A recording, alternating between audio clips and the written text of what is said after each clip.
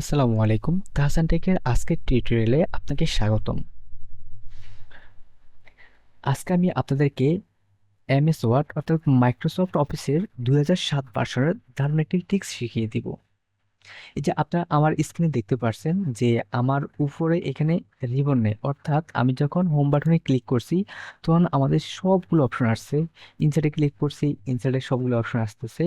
আবার page লেআউটে click করছি, page লেআউটের সবগুলো অপশন আসছে। কিন্তু সমস্যাটা হলো আমি যখন এই যে পেজে ক্লিক করে লিখতে গিয়েছি তখন আমার সবগুলো অপশন চলে গেছে।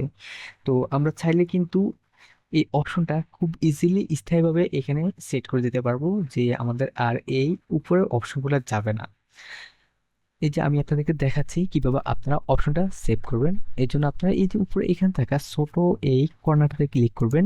ক্লিক করার পর নিচের এখানে যে দেখবেন এখানে যে টিক দেওয়া থাকে মিনিমাইজ দা রিবন, এই টিকটা তুলে দিবেন, ব্যাস আপনার কাজ শেষ। এখন আপনি অপশনে যান না কেন, আপনার রিবনটা আর যাবে না। যদি ভিডিওটা আপনার ভালো লাগে অবশ্যই একটি লাইক দিবেন। দেখা হবে নতুন একটি ভিডিওতে।